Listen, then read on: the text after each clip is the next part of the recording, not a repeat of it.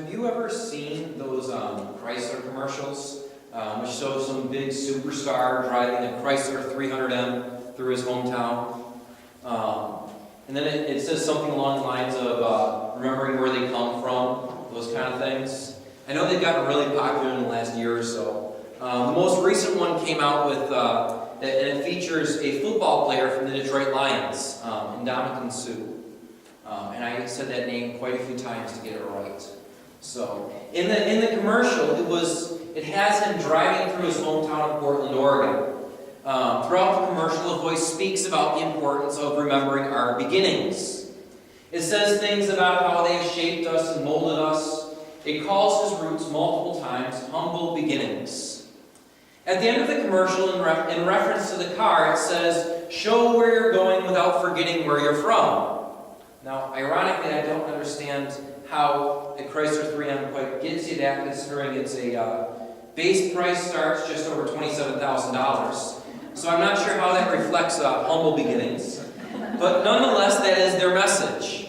As a culture, I think we tend to praise people who experience success and make returns to visit the little people where they started. Our culture ascribes this worth to status. That says, when we move beyond our lowly beginnings, we deserve to stay aloft and distant. It's almost like our goal in life, especially among younger generations, is to free ourselves from the chains of our lowly society so that we don't have to return. For an area like Oswego, success for many people seems to be defined as escaping and making it in the city. From the Detroit area, where I'm from, it would be getting out of the Detroit city and making it in an upscale suburb. In Oswego here, we have our own local heroes who tend to make a big splash when they return. Eric Cole is probably the most notable one. He's made it into the NHL and currently plays with the Montreal Canadiens. Every summer, there's an annual youth hockey tournament to put on to benefit the Eric Cole Dream Big Foundation. Eric Cole will occasionally show up and sign some autographs for the kids. This year was one of them. He brought a bunch of his NHL friends and put on a whole show for them, played a game in a scrimmage for them. They thought this was huge. It was a big deal. He's praised for remembering Oswego and showing up to support Oswego Minor hockey. He regularly, whenever he comes back, he donates a large sum of money to the hockey so that kids can play hockey. They wouldn't normally be able to afford it. There are also other local celebrities, such as Rob Shrimp, I know is from Fulton, and Jimmy Howard, who's, I'm not sure where he's from. He's from somewhere in the Syracuse area, who have made it big. I know there are others also who are not hockey players, but I'm kind of one-dimensional in that aspect, so I don't know who they are. Never heard of them. So you're going to have to forgive me for that. Now, don't hear me saying that these people are not doing enough to remember their roots. In fact, I want to say the opposite. There's a reason why Cole is viewed so highly in Oswego, by the Oswego hockey community. It's because all too few people do remember where they came from. Look at the travels, for example, of Eric Cole. His professional hockey career started in Cincinnati, Ohio, where he spent 2 years. Then from Cincinnati, he went to Carolina for 3 years. Then he went from Carolina to Berlin, Germany for 1 year. Then he went back to Carolina for 3 more years. Then he went to Edmonton, Alberta for 1 year. And then he went back to Carolina for 3 more years. And then he's now in Montreal, where he signed a 4-year contract, but who knows if it'll stick. All the while, he's trying to manage a family and his career. Yet still, in the middle of all this, he has time to show up in Oswego to spend, rather than make money, almost every summer. This is obviously a good thing. Our society views this as very good. On the other side of things, there's been a big uproar about a Jennifer Lopez commercial. Fiat, another automaker, ran a similar commercial with her driving through her hometown in the Bronx. Only problem is, they showed this picture with her driving through the Bronx, saying all these things about her hometown, these are my streets and all this stuff, and she never went to New York. She never went to the Bronx. They used a double, and she stayed in LA and did the voiceover. And this brought a big uproar. In our culture today, it's important for us to remember our roots. but more importantly, it's important for us to remember those who shaped us. For me, that means returning home to visit family whenever I can, and being sure to call my family regularly. It also means keeping contacts alive with those who have helped to shape me, and maybe even calling for advice occasionally. In our culture, a person who is defined as good makes time for family and friends after they have moved on to bigger things. Especially today, as we seem to be becoming more of a global world that tends to find family taking jobs out of state and out of country. As family spreads further apart, it becomes more important when they come back together. As we work our way through December and nearer to Christmas, we need to remember what the holiday is supposed to be all about. It's not about gifts, it's not about parties. In fact, it's not even about giving, and it's not even about reuniting with family. Christmas is about a king who walked away from his roots, didn't go back to his roots, but walked away from his roots to save a people and bring them back to their roots. Turn with me to Micah chapter 5. Micah chapter 5, verse 2 through 5. Micah chapter 5, verse 2 through 5.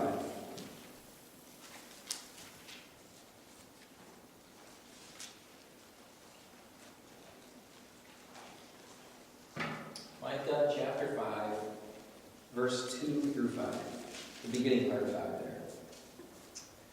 But you, O Bethlehem Ephrathah, who are too little to be among the clans of Judah, from you shall come forth for me one who is to be ruler in Israel, whose coming forth is from of old, from ancient days.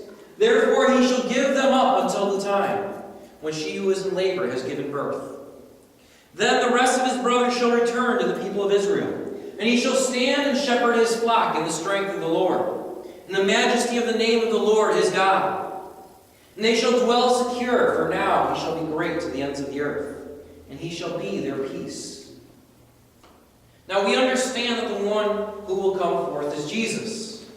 Jesus will step down into the world, in fact, has stepped down into the world. In fact, it says that he will step down into a town that is a part of the tribe of Judah, yet itself is too little to be a clan in Judah. Jesus does not just simply step into a broken world, but into a broken world in an insignificant town. Jesus goes from notoriety and kingship to obscurity. It is not Jesus who has lost his roots. We need to understand that. We are not with our roots right now. We are not where we began right now. Jesus is. Jesus is the one who left his roots, his beginnings, to step into a place that is not home.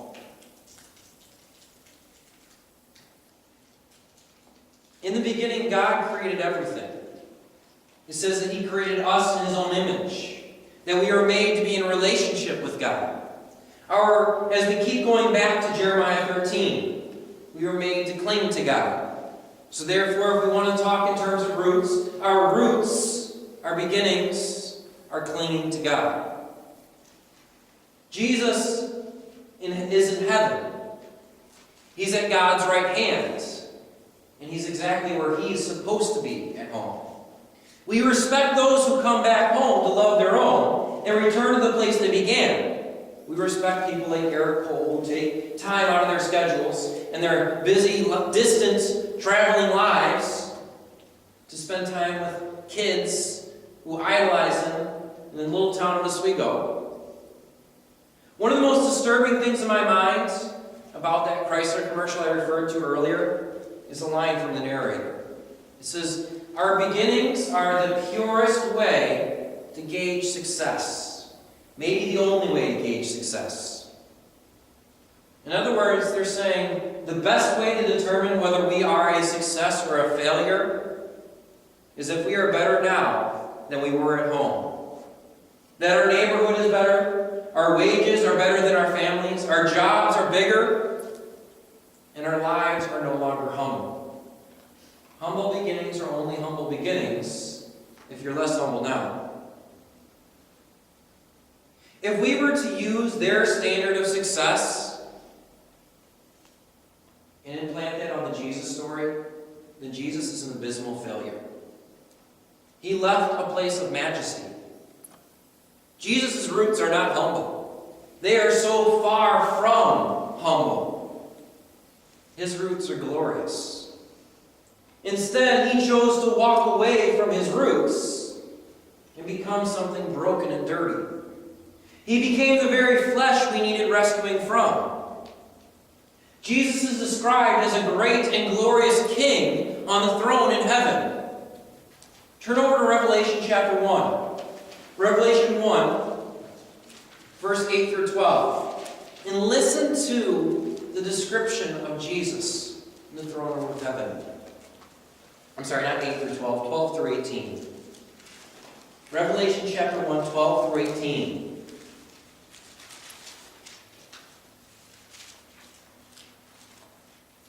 Then I turned to see the voice that was speaking to me.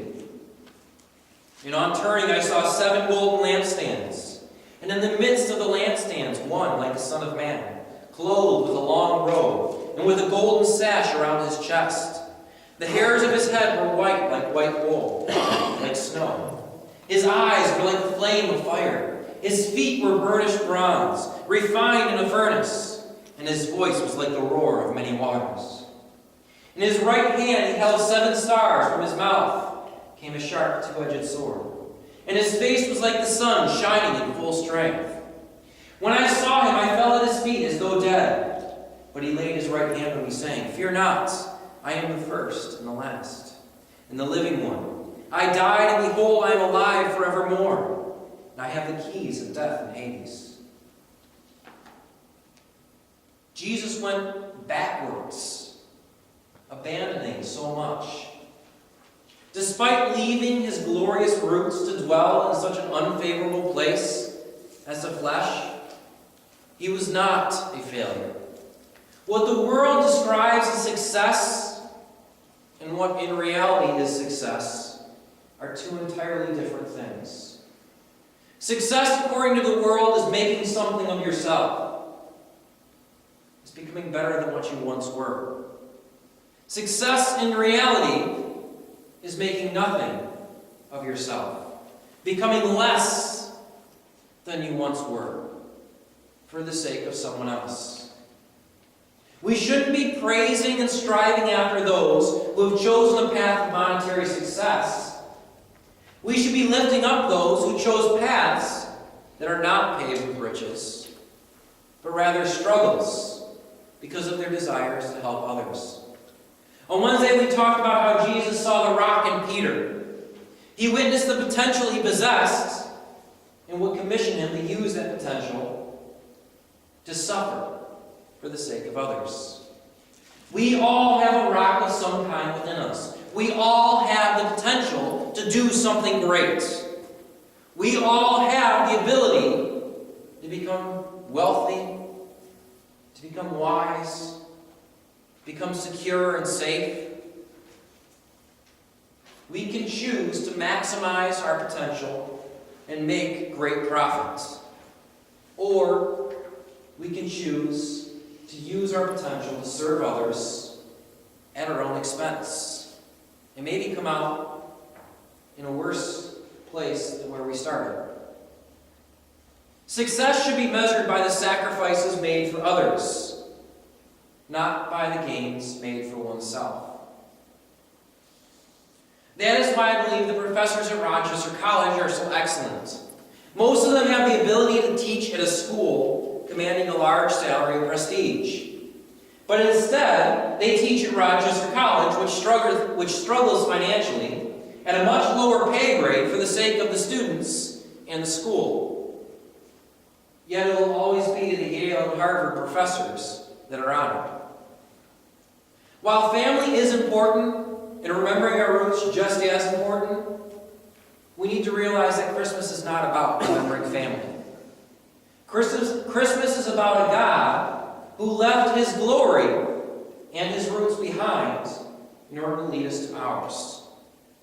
Christmas should be a time that we celebrate Christ's leading others back to where they belong, by ourselves sacrificing and suffering in order to bring others home. Jesus stepped into our world with complete disregard for his own life and well-being. He became vulnerable and weak for our sakes. If you were to ask yourself what the most vulnerable thing in the world is, I imagine a baby would be pretty high on that list.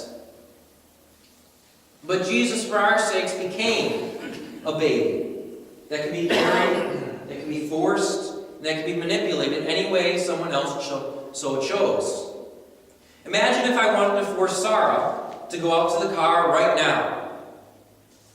That if Sarah didn't want to go out to the car, that might be a pretty big task in and of itself. I may not be able to do it. But on the other hand, if I wanted to force a baby to go into the car, a baby, you can move its arms, its legs, its body, whichever way you choose. All I have to do is pick it up, and it is subject to my will. It must go where I choose. It must eat what I choose to stick in its mouth. And it must sleep where I choose to allow it to sleep. A baby is weak. A king, on the other hand, is strong. If I were to try to force a king to do something that they didn't want to do, it wouldn't simply be a matter of being unable to force them. In fact, I would probably emerge myself being forced to do something, such as imprisonment. Jesus left the place of ultimate strength to go to one of the greatest weakness, simply for the sake of allowing us to go home. This is the kind of thing we should be celebrating. Maybe our Christmas celebration should revolve around evangelism, so doing exactly what Jesus did, leaving our roots and in order to bring others to theirs. Amen. And maybe providing a way for others to be with their families on Christmas. Because in reality, if we really want to think about what the gospel message is all about, it's about someone leaving their home in order to bring someone else home.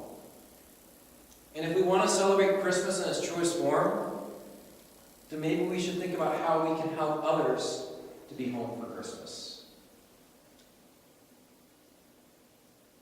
Christmas should be about giving of ourselves.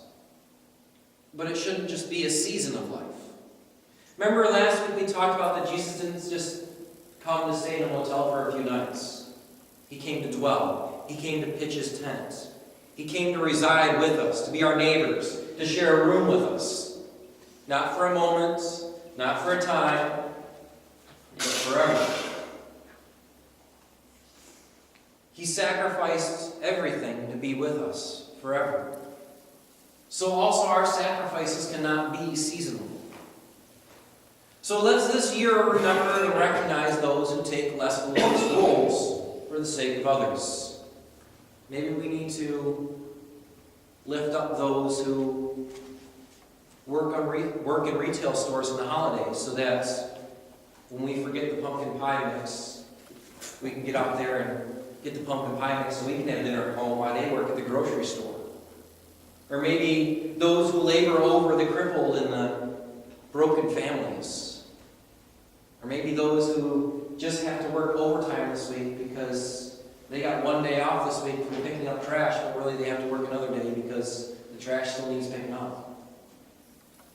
Maybe we need to honor and respect those who have to work in such fields such as nursing, where there's no such thing as a holiday.